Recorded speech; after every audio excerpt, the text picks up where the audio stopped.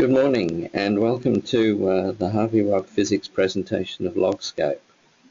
We're going to take you through a presentation or a demonstration of the LogScope capabilities, or just a few of the capabilities. But before we start, just some housekeeping.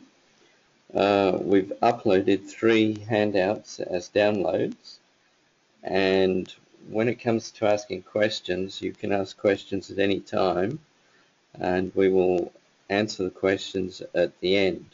The questions can be asked, I believe, in the chat by selecting Ask a Question, and then you ask a question and it'll pop up in a question box that I have, and we'll answer them in order. Finally, if you want to ask a question verbally, you can use hand raise, and in the question and answer session, after we've been through the written questions, we'll go through the hand raise questions. Okay, so let's start. LogScope is a package that we've developed on the iPad and the Windows Tablet environment. It was designed to principally allow you to take a LAS file, but now it also takes DLS, and create a scaled log plot. You can also create cross plots of any log that's loaded in, and it will create histograms on the axes. We've also provided the facility to edit the header, and there is now also a data viewing capability. The data is actually stored locally on the tablet device, and you also have the facility to do a log analysis and some functions which we'll talk about as we work through the demonstration. So let's start with how do you start LogScope. LogScope, being a tablet application, starts on the screen, and it shows up as an icon. It will actually show up in the list of applications that are accessed by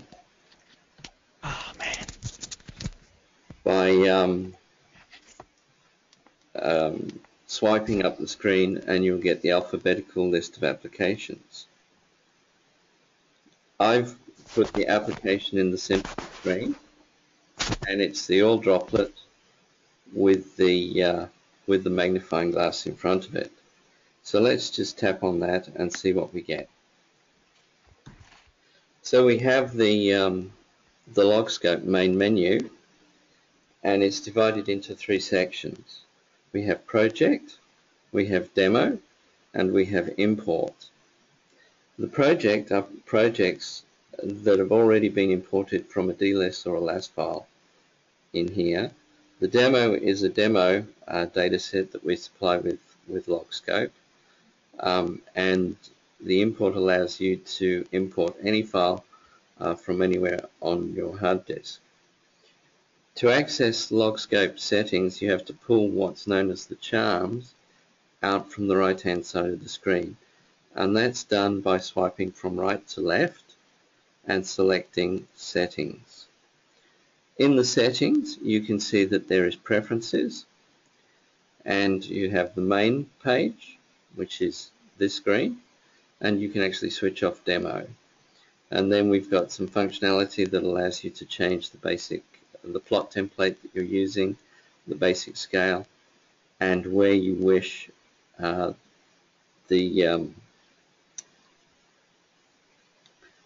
plot to open, either the top or the bottom.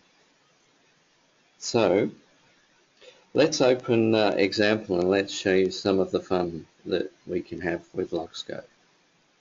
When we open LogScope, it presents the logs that can be loaded into whatever template you've used as your default, and we can move logs by simply tapping on the log, and we can drag it to pretty much any track. So I'll just drag it back. to here. You can also move curves and put them in any order. Okay. We've got the neutron curve on this particular plot is being clipped by the track down the left-hand side. So if we tap on that, it will highlight in yellow. And in order to be able to edit it, we have to access the menu bar. And you do that by swiping up from the bottom of your tablet, from the border, or down from the top from the border. And as you can see, you have the ability to add tracks. There's a maximum of 15 tracks that you can put in a presentation. You can highlight and tap on tracks and add curves. You can add shading. You can add VDLs, and we'll talk about that later. You can add text, which we'll discuss a little later. You can delete curves from plots. You can edit curves. You can save your plot set up as a template. We'll have log analysis functions, and then we've got shift, which is depth shifting functionality, which we won't cover in this presentation. You can merge from other projects. You can add zones, which we'll talk about. You can change the scale from feet to meters, and you can change your scale using this button, but I'll talk about how to change the scale in a minute. If we hit on the edit button, it brings up a menu box that you can actually see the curve properties. So we've got the scale, whether it's linear or logarithmic, left-hand value, right-hand value, and whether it is, and the wrapping. So we have three options. We've called it clip, wrap, which means it'll wrap around in the track, or unwrap. I like unwrap, so we'll take that, and then we just hit OK. So now you can see that the curve in real time updates and is unwrapped. Now supposing you want to scroll up and down the plot, that can be done by simply tapping on the pad and scrolling up and down like so. It's difficult to show you moving my finger, but I'm moving my finger on the screen and I can actually scroll up and down. If you want to change the scale, you can just pinch. So we just pinch, and that's changed the scale, and then we can expand, and that'll change the scale to expand the plot. Okay. We can also change the scale by tapping on the scale and selecting one of the predefined scales that we have there, 5, 10, and so on. I'm going to choose 1000 because I'm going to show you another feature that we've built into LogScope. One of the things that people asked us when we developed the package was, can I put formation tops in when they saw that we could actually annotate text? And the answer is, you can actually enter formation tops as zones. And the zones are actually used in the log analysis, which I'm going to discuss a little later. So to add a zone, you tap on the zones, tap on edit, and then you tap on the plot where you wish the zone, and it pops up a box which allows you to put in the zone name. I'm going to use A. If I'm not happy with quite where that is, I can move it up and down. As you can see, you can also delete and do other things. So I'm going to save that and close it. So it's not displayed on the plot, but you can actually switch on the zones, and this can be a default for any plot template that you save. It'll actually show the zones that you've created. One of the things that we designed in LogScope was the ability to be able to do a quick log analysis. So now I'm just going to show you very quickly the functionality that is in LogScope. So firstly, we have a list of processes. You can calculate RT-RXO, do gamma ray KCL corrections, and you can do all the way down to permeability. Okay. The input logs, LogScope will recognize the input logs provided they're standard mnemonics.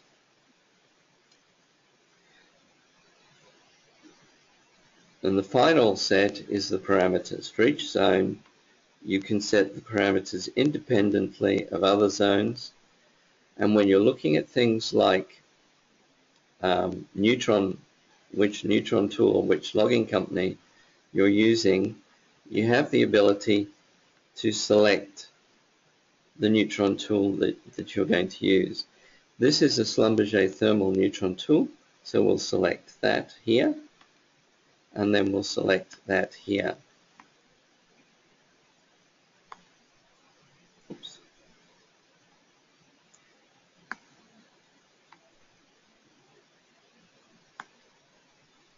So that's selected for both zones. We've allowed you the ability to choose different tools for different zones, which means that if you have different runs by different logging contractors or different tools in the same well, you can actually change the tool as per the zone. One of the other things that we've done is we've allowed you the ability to switch on and off the processors that you wish to use. You may want to, let's say you may have your own RT and RXO that you've calculated somewhere else, so you can switch that off, and automatically in the input logs it will present those logs for you to go and manually select them. By just simply tapping on the log, you can select the log that you wish. We'll just go back here and we'll switch that on. Okay, so that sets up the log analysis, and we can run it now. Now the next question you'd ask is, well, you haven't set up any of the parameters. How do you know they're appropriate for that particular data set? So what I'm going to do is take you to the cross plots and show you what we've done there for allowing you to sort of evaluate the data. So you get the cross plots by swiping down. You get the two bars, the green one across the top with menu items, and the green one down the bottom, which has the views of header, data view, plot, cross plot, and deviation plot. So we'll go to the cross plot, and here you're presented with a blank blank view, and this is a generic cross plot. You can select any curve that you wish and cross plot them, and we've built in some sort of functionality that will allow you to do some regression as well. So let's just select two curves, and in the first one you tap on the brown box and you select the log that you wish to use. In this case we're going to use the density, where I can find it.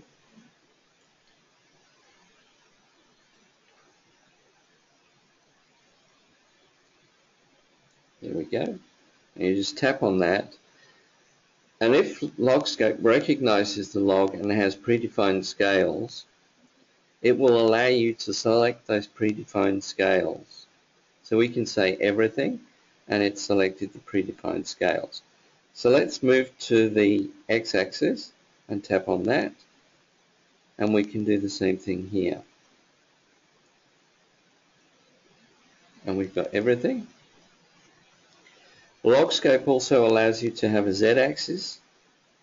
So for this I'm just going to choose the gamma ray, do the same thing, and then OK. So now I have the data plotted on the plot. Now we can do the same things here as we can on the plot. You can use pinch and squeeze to move the data around and to see where you are. The histograms on the various axes, the x-axis across the top, the y-axis down the right-hand side, and the z-axis along the bottom, move as you move the cross plot on the screen. If you swipe down, you'll see that there is some functionality associated with the cross plots. So if we go and we choose region, we can add a region, and let's say for example we want to know what the points are at the top. we can just tap and then draw a polygon or whatever shape around those points, and it will highlight them. We can then ascribe a linear regression to that data, or we can write that out as a flag to the data file.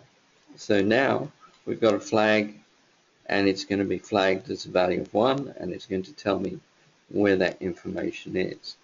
Now it's a bit tedious to actually go through and look at the cross plots and construct them yourself for all the different tools, but we've actually built all that capability in, and all the cross plots that you would use for your log analysis are located under the log analysis. So if I tap on the neutron density, I all of a sudden have the zone popping up next to the region, and I have the cross plot with the matrix lines, the neutron density with the matrix lines. We have the sandstone, the matrix line, which is governed by the neutron and the density matrix point down in the far left, and the a point at 2.2 grams per cc density that you can move simply by touching on it, and you can move it around. So I know that this particular zone is a gas sand, so I'm going to move that there, and I can move my clay point to the appropriate neutron and density clay values. The other cross plot that I like in the list is the RWA gamma ray cross plot, and I can set the values of this by doing a similar sort of thing. And this will set my minimum and maximum gamma ray, my RWA, my RW value, and we can see all the points to the right of that, which we're going to simply classify as hydrocarbon. If we move down the list, we can also look at a couple of other cross plots that people like, such as the Pickett plot, and we have also, when I get to it, the reverse Pickett plot. Now if you move the point down at the bottom, you will proactively change your M and your N value, or your M value that is used in the computation. Now you're probably saying, well, how can I see the values when I'm playing with the cross plot? You can do that by simply sliding out the sidebar, going to the parameters, and it will actually show you the parameters for each independent cross plot. So let's go back to the neutron density so you can see the values there as well. So if we want to run it from here, we can just hit process, and that calculates everything and calculates the vclay. Vclay is used for these cross plots as well. So if I swipe up from the bottom, I want to go back to the plot, and I still can't see any data, but maybe I want to have a look at the data, the log analysis that I've performed. So I can do the log analysis by simply tapping on template, and I'll load a pre-existing template that I've already created, and it's called log analysis gas. So here we have the log analysis with the gas interpretation down through the well. You can construct as many templates as you like, and you can add shading as and where you wish it to be. So for example, for argument's sake, we wish to add the shading to between two of the resistivity curves. We can just simply choose the shading, drag it, and drop it on the track, and it will fill in the shading.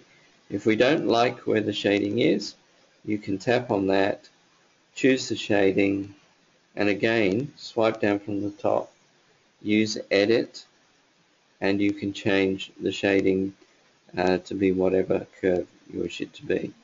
Let's say we want this to be to that curve, and that will change the plot. Okay.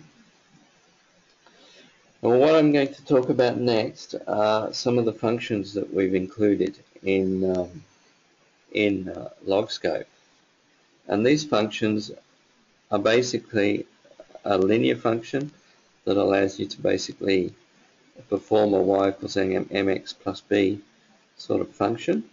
We have logarithmic function, and we have unit conversion. So you can convert the units from, let's say, the neutron from, say, percent to a decimal volume for volume. And then we have gas ratio curves, and then we have solver. And solver is a single line equation that allows you to solve for any parameter that you put in that equation. I have one that I've already preloaded, and it calculates TOC from d log r. So in this equation I can solve for TOC, d log r, or LOM. You can use this with, say, an Archie equation, put the basic Archie equation in, and you can solve for m and find out what value of m has been used for what particular computation. And you write the equation in the standard SW format. If we go back into function, we've also introduced Python scripting into LogScope, which allows you to write your Python script, load TOC, which calculates TOC, and a variety of other parameters. It auto maps to curves that it recognizes that exist in the file, and you can actually change those curves by simply tapping on the input and the output curve and putting them where they want, where you wish. And basically you just hit run, and that runs your Python script. You can save the scripts for yourself, or you can save the scripts for and email scripts that you create to anybody else who has LogScope, and they will be able to use it. Okay, example is a vertical well and doesn't really show the deviated plot which we've included. A few people said, what can you do with LWD data and deviated data? And what we've provided in LogScope is the basic ability to plot a simple XY plot along the wellbore trajectory, so you can actually see how the trajectory looks. So I'll just go to a well. We've got a well called Mary 1, which is a deviated well. It's not horizontal, but it's deviated. And what LogScope will do is it will take the first two tracks of any plot template that you use to create a deviated plot. And again, you can use the pinch and squeeze functionality to review the plot in any way, shape or form you wish. So here we have the plot. You can actually produce a PDF or send this plot to whatever printer you like, and I'll talk about that in a minute. So that's what we've done with deviated plots. The other feature that we put in there, since we can actually load dlist files, is the ability to actually load array data. So here is an example that shows the FMI and a CMR plotted with all the bins and the full plot template that I've created. I guess what this illustrates is that you can set up templates using mnemonics from any package that you would use on your PC, and you can very quickly pull up the data from a LAS file or a DLIS file on your tablet and view the data. This concludes the presentation part, the demonstration part of the presentation. And I'll just go back to the slides. To finish off the presentation, and for help with the package, we've constructed, using Google Groups, a forum where you can actually sign up and you can actually post questions, suggestions, and support for the various software. The support address for getting support on the log analysis package is support@logscope.net.